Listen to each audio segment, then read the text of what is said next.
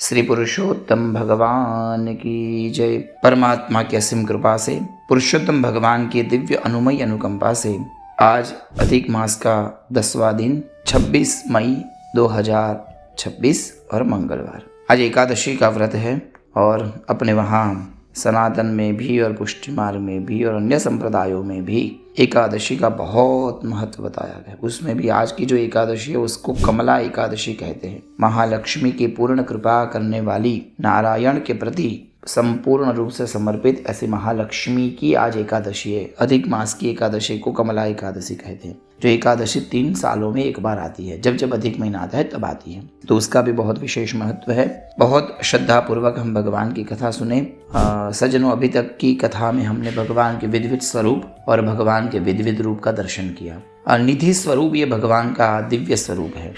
पुष्टि मार्ग में निधि स्वरूप की बहुत महिमा बताई गई है। निधि स्वरूप को परमात्मा के साक्षात रूप माने गए हैं। ऐसे 7 निधि स्वरूप में से कल हमने नवनीत प्रिया जी के विषय थोड़ी सी चर्चा की।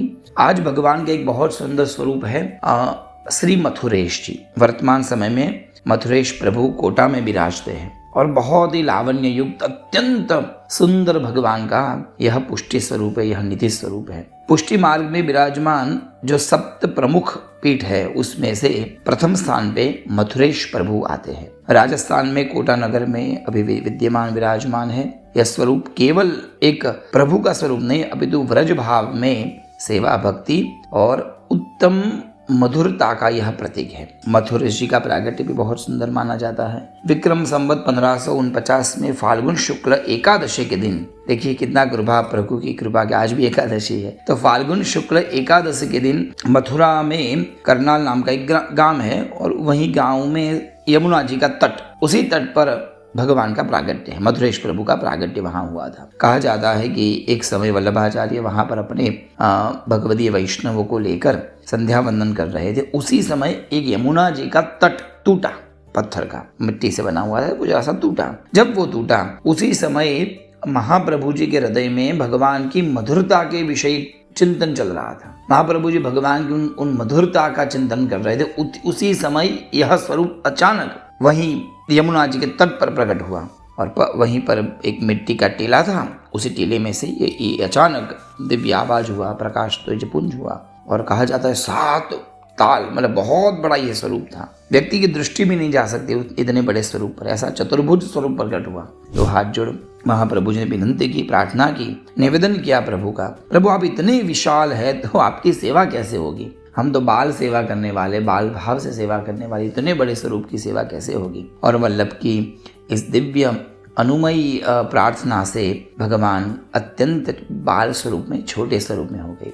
वल्लभ की गोद से, मतलब अपने उनकी जंघा गोद से लेकर उनकी डोरी दाढ़ी तक का स्वरूप 27 अंगुल का यह स्वरूप अपने आप हो गया। ये दिव्य प्रभु की कृपा थी। महाप्रभु जी की गोद में प्रभु पधारे और भगवान ने ऐसा दिव्य स्वरूप उनकी भावना से लिया और मथुरेश प्रभु का यह स्वरूप पंचामृत आदि से स्नान कराकर उन्होंने पुष्टाया।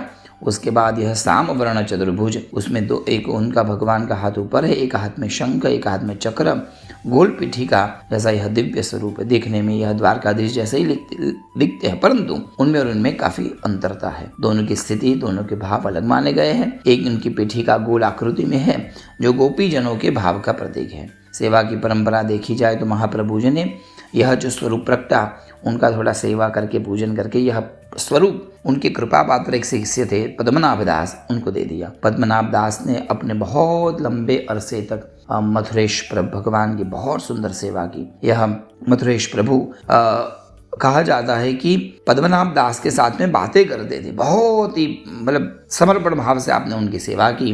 पर समय जाते जाते उनकी वृद्धावस्था आई। उस समय महाप्रभु जी इस भूतल पर नहीं थे, तो आपने यह स्वरूप विठल नाथ जी को पधराया, गुसाई जी को पधराया और गुसाई जी ने बाद में आपने सेवा की काफी समय तक। और जब 7 निधि एक पुत्र को दी गई तो गुसाई जी के जो ज्येष्ठ पुत्र थे गिरधर जी के माथे यह स्वरूप पधराया। गिरधर जी ने इन स्वरूप की उत्तम सेवा की और तब से लेकर आज विद्यावधि पर्यंत यह स्वरूप आप श्री के ही घर में विराजते हैं और गिरधर जी के ही परिवार में आज भी कोटा में भगवान की सेवा होती है। यह स्वरूप अत्यंत ही सुंदर है। मथुरेश प्रभु ये मधुरता का प्रतीक है। अत्यंत माधुरी, रूप माधुरी, क्रीड़ा माधुरी, प्रेम माधुरी जैसे अनेक माधुरी मथुरेश प्रभु में विद्यमान है। जो भी व्यक्ति मथुरेश प्रभु के दर्शन करता है उनको भगवान के दिव्य लीला का अनुभव जरूर होता है। सज्जनों, कोटा में कभी आप पधारे राजस्थान में तो जरूर इन पुष्टि मार्ग की हवेली, मथुरेश प्रभु की हवेली में आप दर्शन करिएगा।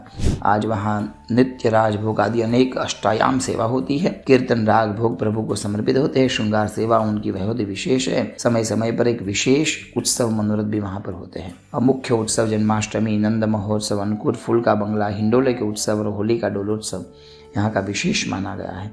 फाल्गुन मास में तो यहाँ बहुत बड़ा उत्सव होता है। पुष्टि मार्ग के यह प्रथम पेट के मथुरेश प्रभु हम सब पर कल्याण करे, हम सब पर कृपा बरसाए, ऐसे प्रभु के चरणों में प्रार्थना। पर याद रहे, मधुराधिपते अखिलम मधुरम, ये मथुरा से स्थित प्रभु की पूरी कथा, उनका स्वरूप अत्यंत मधुर है। ऐसे मथुराधीश प्रभु के चरणों में दंडवत के साथ आज प्रभु की यह कथा प्रभु को समर्पित। सज्जनों, जैसा कि हर रोज हम अधिक मास की एक कथा सुनते हैं, उसमें से एक कथा आज कमला एकादशी की कथा जो गुजराती में है, जरूर सुनिएगा। एकादशी का बहुत महत्व है।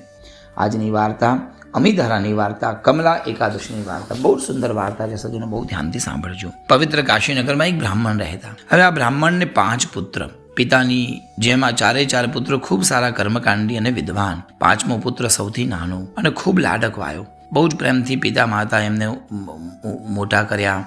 બધું ઘણું હતું, પણ ધીરે ધીરે કરતાં બધું ભણવા છતાં પણ સમય એવો આવ્યો કે મિત્રનો સંગ એવો થયો અને આ બ્રાહ્મણની બુદ્ધિ ભ્રષ્ટ થઈ। ઘણું બધું માતા પિતા સમજાવે પણ દીકરો માને જ નહીં। અને આમ કરતાં માતા પિતા એક કંટાળીને પછી આ દીકરાને બહુ ત્રાસ આપતો દીકરો, એટલે પછી દીકરાને ઘરમાંથી કાઢીને મૂક્યો। નાનો છોકરો બધાએ સગાવાળાને ત્યાં જઈ આવ્યો, પણ બિચારાને કોઈ આવકાર ન આપે। મિત્રોએ પણ જાકારો આપ્યો અને નાનો છોકરો બિચારો ખૂબ દુઃખી થયો। સમય જતાં જેમ તેમ કરી સમય તો કાઢ્યો, પણ જ્યારે કોઈની સહાયતા ન મળી, એની કુરીતિઓના કારણે કોઈને રાત સાથે રાખતું નહીં। અનંતે કંટાળેલો પછી આ બ્રાહ્મણ બાળક એ ત્રાસીને ધીમે ધીમે સ્થળાંતર બીજા કોઈ સ્થાને રહેવા માટે ગયો। ભાગ્ય એવું કે જ્યાં જાય ત્યાં એનો ધુત્કાર થાય। અંતે જંગલમાં ગયો, પણ ચેન ના પડે। આમ તેમ ભટક્યા કરે। પછી વિચાર થયો, લાવ તીર્થયાત્રામાં જાવ। એટલે ભટકતો એ પ્રયાગરાજ તીર્થમાં ગયો। ત્યાં ત્રિવેણી સંગમમાં સ્નાન કર્યું અને મારા પાપનો નાશ થાય એવો ભગવાનને પ્રાર્થના કરી। ધીરે ધીરે આંખો ખુલવા લાગી। મેં ખૂબ ખોટા કામ કર્યા, જેના કારણે જ આવું થયું હશે, પણ હવે થાય શું, ઘણા વર્ષો સુધી ખોટા કામ કર્યા એટલે ભાગ્ય નબળું હતું, સમય સાથ આપે નહીં। ખોટા કામનું, ખોટા કર્મનું ફળ સામે આવીને ઊભું હતું। અત્યંત કંટાળ્યો। શરીરમાં પણ કેટલા રોગો આવ્યા। તાળ તડકો સહન કરવો પડે અને ખૂબ તરસ્યું બિચારો આમ તેમ ભટક્યા જ કરે। આમ કરતાં એ પ્રયાગરાજના એક તીર્થ પાસે જતો હતો। એ પ્રયાગરાજના તીર્થમાં એક મંદિર હતું। એ મંદિર પાસેથી જતો ને ખૂબ થાકી ગયો તો ત્યાં એક વડનું ઝાડ નીચે આરામ કરવા માટે બેઠો। વડના ઝાડ નીચે આરામ કરવા માટે બેઠો। જોયું કેટલાક માણસો આજે મંદિરમાં આવ્યા છે। જોવે તો બધા માણસો અંદર જાય, દરેકના હાથમાં ફળ ફ્રૂટ બધો પ્રસાદ। એટલે આને એમ થયું કે હું પણ મંદિરમાં જાઉં તો કંઈક મને ખાવાનું મળશે। એટલે ખાવાના લોભે આ બ્રાહ્મણ બાળક મંદિરમાં જાય છે। અંદર જઈને જોવે તો અધિક મહિનો ચાલતો હતો ને આજે અધિક મહિનાની 11 હતી। બધા ત્યાં કથા સાંભળવા માટે બેઠા। પ્રસાદના લોભે આ દીકરો પણ ત્યાં કથા સાંભળવા બેસો। બ્રાહ્મણ આવ્યા, ગોર મહારાજ આવ્યા, એને કથાનો આરંભ કર્યો। સૌને કીધું કે આજે સુંદર એકાદશીનું વ્રત છે। અધિક માસની એકાદશી જે કરે એની પર મહાલક્ષ્મીની પૂર્ણ કૃપા થાય।